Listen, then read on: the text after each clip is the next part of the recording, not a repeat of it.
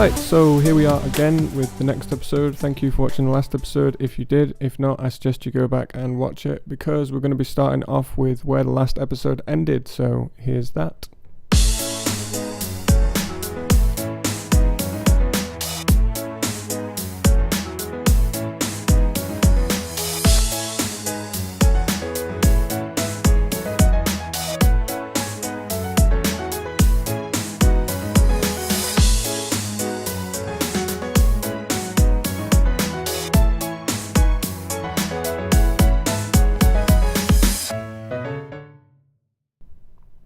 So the first thing I went into with this session is trying to mix and master it as I go along a little bit more and add little bits here and there, and also extend this little intro. So there's an intro to this part. So what we do here is we copy and paste the piano left and right, and then I'll add little rolls.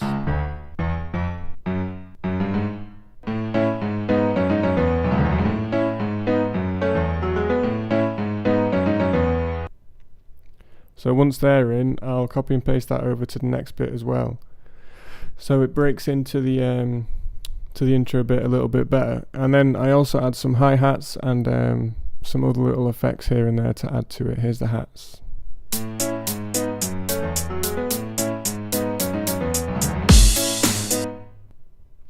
In here as well, I felt like adding that iconic reverse crash. It needed some effects to it, so I put a little bit of echo and some reverb. To partner with that, I wanted to add a crash cymbal, so here's that.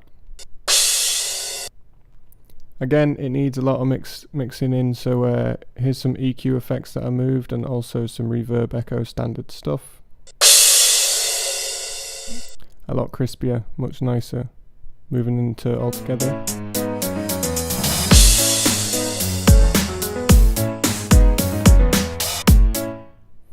And it really just seems to bring the whole introduction together, and it kind of blends it in. There'll be a lot of blending as we go along, and here we are just making sure everything sounds right and we're not peaking anywhere, and it's all going to be easier to mix and master in the future.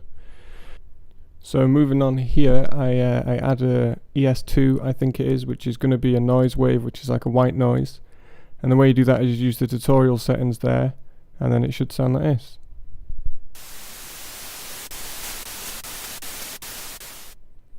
Obviously you change that to how you want to change it to, and you need to add auto filter and any other dynamic to the actual track itself. Press A for automation, bring this up, do whatever you need, add in whatever you need, and then try and make it like a build up and a drop. So here's what that sounded like.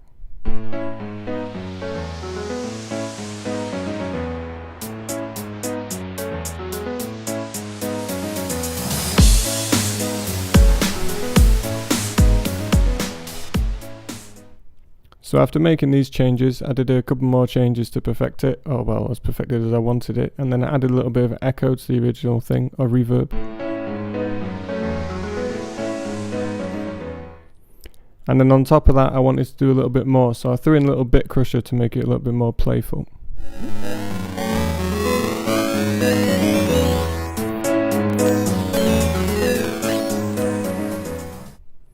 And that's just changing the bit rate and the downsampling or whatever you need in the parameters there to make it sound how you want to sound. And it does a lot of building and dropouts and everything for the song.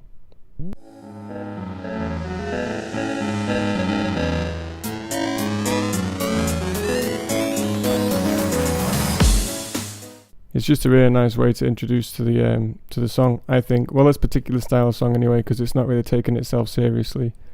The next thing I wanted to move on to is to try and help bring in that introduction even more, so just integrate it even more. So I used a bit of silence here.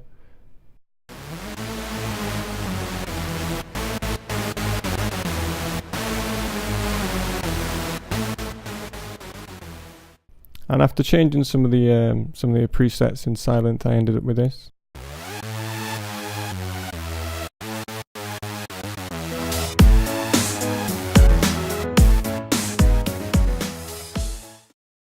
So I needed something to assist that, and obviously we're going to get into sidechaining and stuff in future down this tutorial, but But I wanted something to assist that, so I opened up Massive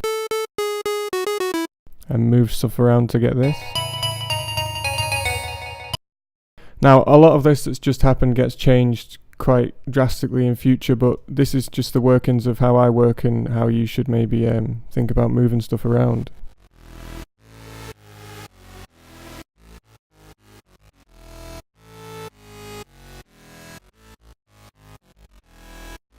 So you can see it's in the development cycle and it moves on.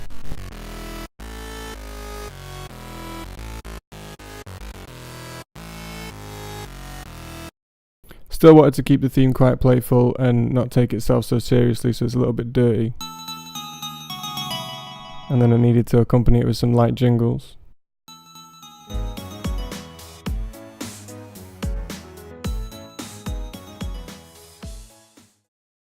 And again with the statement of how things can change and the creative process, the original synth that I started with has now changed to something else, and it sounds like this originally.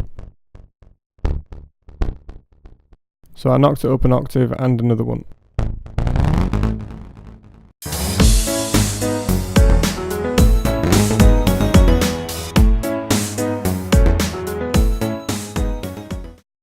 And that really started to become the staple of the theme for the song. Then there's little golf ball hits.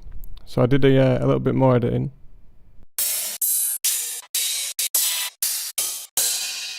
Found myself in the sample library trying to find some rides.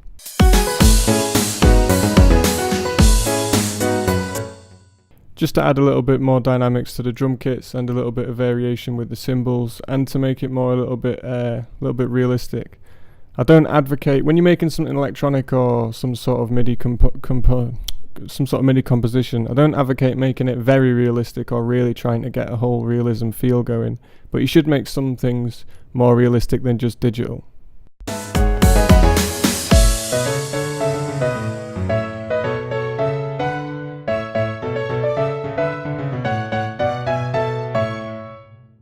So far it seems to be coming along nicely, so back to sampling.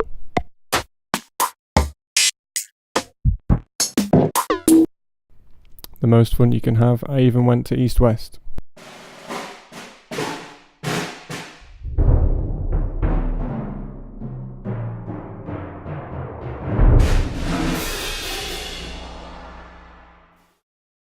Relaxing. So anyway, moving on from there, once you've got some nice presets for a little bit of a percussion,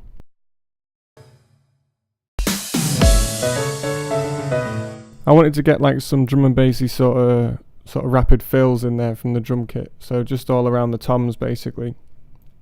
East-West did that for me. That's what it sounds like when you're editing those things, just constantly on loop and trying to get the dynamics right, but eventually we got somewhere close. And that's just a nice little roll off, little fill for the percussion, and it happens quite frequently in the song, especially in the intro. So this moves us on to the final little edits of the song before I give you a quick preview of how it's gone so far. I think this is a little bit of a better way to record when it's got the DAW sounds. But again, thanks for watching. Make sure to check out the last episode if you haven't, the next episode if you're continuing the series, and leave any comments in the comment section, and just let me know how you're doing and what's new in your life. Cheers, have fun.